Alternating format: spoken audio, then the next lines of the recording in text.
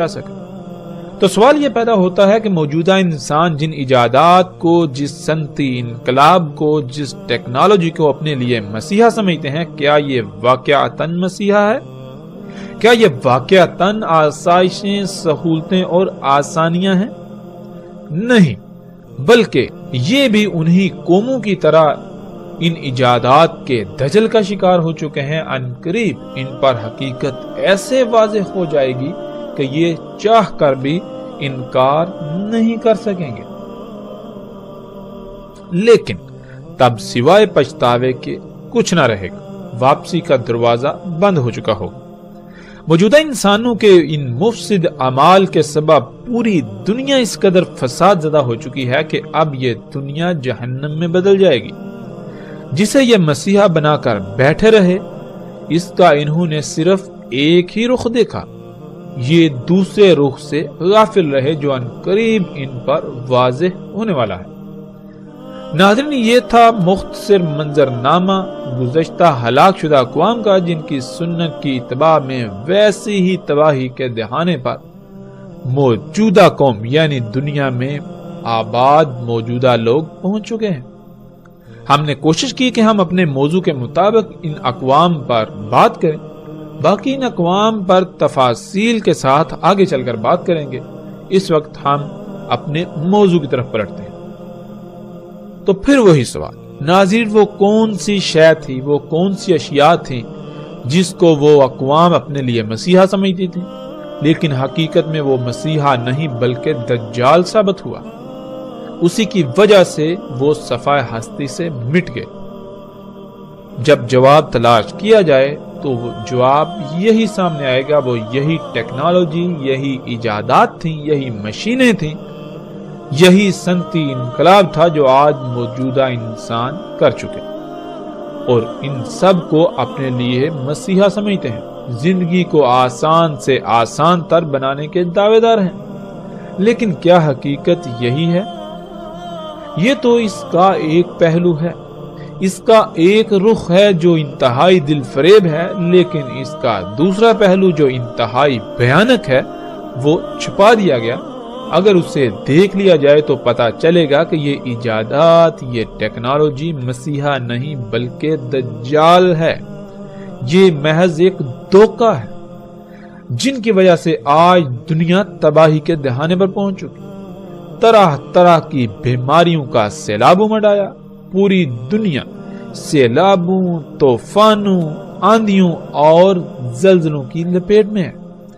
جگہ جگہ سے زمین دھنس رہی ہے، پہاڑ ٹل رہے ہیں، زمین میں قائم کیا ہوا اللہ سبحانہ و تعالیٰ کا میزان بگڑ چکا ہے۔ ان ایجادات کی وجہ سے، اس صنعتی انقلاب کے نام پر دجال کی وجہ سے، اسی صنعتی انقلاب، ان ایجادات، اس ترقی کے نام پر دجال کی وجہ سے ایک عظیم تباہی موجودہ انسانوں کے سر پر آ چکی ہے۔ لیکن کوئی بھی ایسا نظر نہیں آتا جو غور و فکر کرنے والا ہو، جو اللہ کی طرف لپکنے والا ہو۔ ناظرین، رسول اللہ صلی اللہ علیہ وآلہ وسلم نے کہا تھا کہ کوئی ایک بھی نبی ایسا نہیں جس نے اپنی قوم کو فتنہ دجال سے نہ ڈرایا ہو۔ اور ایسی روایات میں عربی کے جو الفاظ استعمال کیے وہ دو طرح کے ہیں، ایک ہے لفظ ناظرہ اور دوسرا ہے لفظ حاضرہ۔ ناظرہ کہتے ہیں متنبہ کرنے کو، یعنی اگر کوئی ایسا کام کیا جا رہا ہو جس کا نتیجہ انتہائی بھیانک ہو یا نقصان دہ ہو تو اس کام یعنی اس عمل کے رد عمل سے پہلے ہی اس سے آگاہ کر دینا کہ اس عمل کو یا ان اعمال کو چھوڑ دو، ورنہ رد عمل کی صورت میں مارے جاؤ گے، نقصان اٹھاؤ گے۔ تو جتنے بھی نبی آئے انہوں نے دجال سے متنبہ کیا، یعنی انسان جو اعمال کر رہے تھے ان کو متنبہ کیا کہ اگر تم نے اپنے انہی اعمال کو جاری رکھا، ان اعمال کو ترک نہ کیا، تو پھر وہ وقت دور نہیں جب تم اس مقام پر پہنچ جاؤ گے جہاں سے واپسی ناممکن ہو جائے گی، اور تمہاری انہی اعمال کے رد عمل میں ایسی تباہی تم پر مسلط ہوگی کہ تمہارا نام و نشان مٹ جائے گا۔ کیونکہ جو اعمال تم کر رہے ہو یہ تمہیں آہستہ آہستہ مرحلہ با مرحلہ ایک وقت ایسا آئے گا کہ اللہ کے ساتھ کلم کھلا شریک بنا کر کھڑا کر دیں گے. یعنی تم آہستہ آہستہ بڑھتے بڑھتے ایسی ایجادات کرو گے کہ تم اللہ کے کاموں میں براہ راست مداخلت کرو گے. تم ان ایجادات کو اپنے لیے مسیحا سمجھو گے مگر وہ دجال ہوگا. اسی وجہ سے تم پر عظیم ہلاکت مسلط ہوگی، تم پر ساتھ آئے گی. ناظرین، ہر قوم جب اللہ کی حدود سے باہر نکلتی ہے تو پھر یہ کائنات اللہ سبحانہ وتعالی نے خلق ہی ایسے کی کہ انسان کے سامنے حادثاتی طور پر راز کھلتے چلے جائیں گے. یوں آہستہ آہستہ انسان اس سطح پر پہنچ جائے گا کہ وہ اپنے ہاتھوں سے دجال کو خلق کر بیٹھے گا، جس کا انجام عظیم تباہی کے سوا کچھ نہ ہوگا. یہی گزشتہ اقوام کے ساتھ ہوا اور یہی اس موجودہ قوم کے ساتھ ہوا اور اب عظیم تباہی سر پر آ چکی ہے. ناظرین، دوسرا لفظ تھا حاضرہ. حاضرہ کہتے ہیں اس خطرے کو، اس ڈر کو جو سامنے موجود ہو یا پھر بالکل واضح نظر آ رہا ہو. یعنی ہر نبی نے دجال سے ڈرایا جو ایسا خطرہ تھا، ایسا فتنہ تھا جو موجود تھا. جب ہر نبی نے ڈرایا اور متنبہ کیا تو کیا وہ قومیں متنبہ ہوئیں؟ انہوں نے اپنے اعمال کو ترک کر دیا. قرآن میں اللہ سبحانہ وتعالی نے بار بار واضح کر دیا کہ نہیں، انہوں نے ہر نبی کی، ہر رسول کی تکذیب کر دی. تو پھر وہ اسی ہلاکت کا شکار ہوئے جس سے ان کو متنبہ کیا گیا تھا. اللہ سبحانہ وتعالی قرآن میں واضح طور پر اسے حیات الدنیا، یہ ایجادات قرار دیتا ہے، اور رسول اللہ صلی اللہ علیہ وآلہ وسلم نے اسے دجال کہا. فرق صرف اتنا ہے کہ لفظ دجال اصل عربی کا لفظ نہیں ہے بلکہ دوسری زبانوں سے عربی میں داخل کیا گیا لفظ تھا، بالکل ایسے ہی جیسے آج آپ کو عربی کے اندر الفاظ کی ایک کثیر تعداد ملے گی جو عربی کے الفاظ نہیں ہیں بلکہ وہ دوسری زبانوں سے داخل ہوئے. مثلا جیسے لفظ ٹیکنالوجی ہے تو آج عربی میں وہ داخل ہو چکا اور اسے عربی لہجے میں ٹیکنالوجی کہا جاتا ہے. جیسے ہی تھوڑا وقت گزرے تو آئندہ آنے والی نسلیں یہ ماننے کو تیار ہی نہیں ہوں گی کہ یہ لفظ ٹیکنالوجی عربی کا لفظ نہیں ہے بلکہ ان کے لیے یہ لفظ عربی کا ہی کہلائے گا اور انہیں نظر آئے گا. بالکل اسی طرح اس وقت لفظ دجال جو کہ اصل عربی کا لفظ نہیں ہے، یہ کسی دوسری زبان کا لفظ تھا جو اس وقت عام استعمال ہوتا تھا. اور قرآن میں اللہ سبحانہ وتعالی نے لفظ غرور استعمال کیا جو کہ خالص اصل عربی کا لفظ ہے، لیکن اس وقت اس کا استعمال عام نہیں تھا بلکہ اسی طرح جیسے قرآن میں لفظ الانفال آیا، جب یہ لفظ عربوں کے سامنے آیا تو وہ اس لفظ سے ہی واقف نہ تھے. تو سوال کر دیا کہ یہ انفال کیا ہے، تو صرف لفظ انفال کی وضاحت کے لیے پوری سورت انفال نازل ہوئی. ناظرین، بالکل اسی طرح اس وقت عربوں میں لفظ غرور استعمال نہیں ہوتا تھا بلکہ لفظ غرور کی بجائے لفظ دجال عام استعمال ہوتا تھا. یعنی لفظ غرور کے متبادل کے طور پر لفظ دجال کا استعمال اس وقت عام تھا.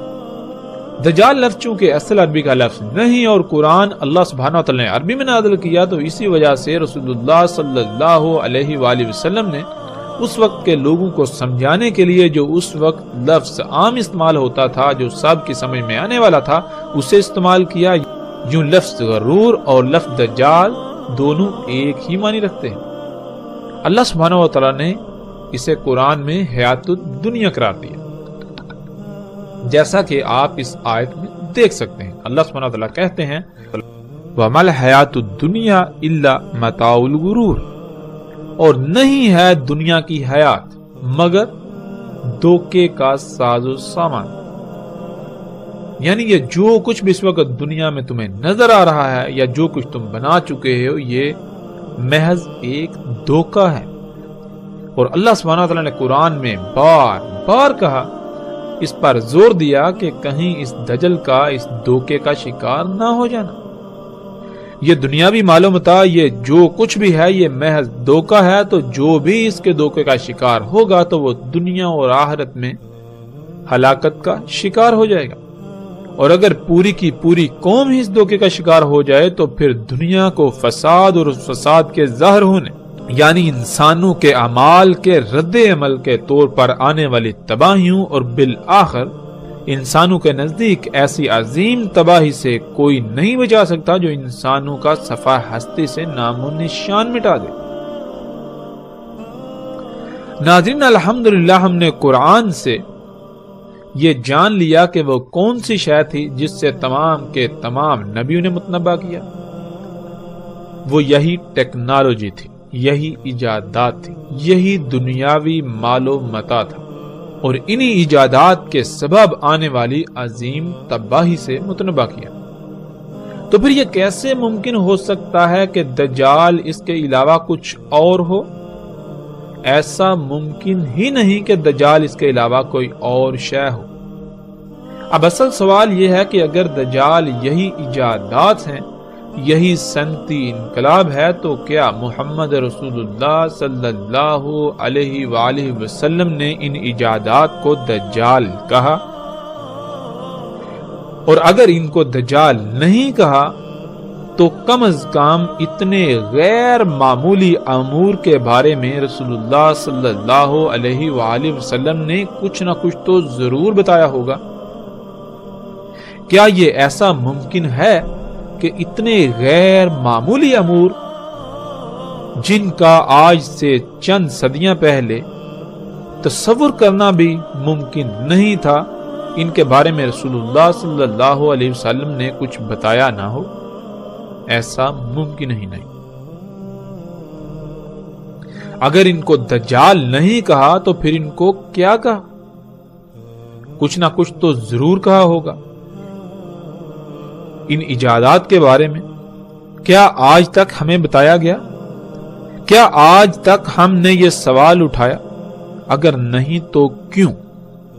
اللہ کے فضل سے اب ہم یہ جانیں گے کہ ان ایجادات کے بارے میں محمد رسول اللہ صلی اللہ علیہ وآلہ وسلم نے کیا کہا۔ جب قرآن ان ایجادات کو دجال کہہ رہا ہے تو پھر کیا محمد رسول اللہ صلی اللہ علیہ وآلہ وسلم نے بھی انہیں دجال کہا؟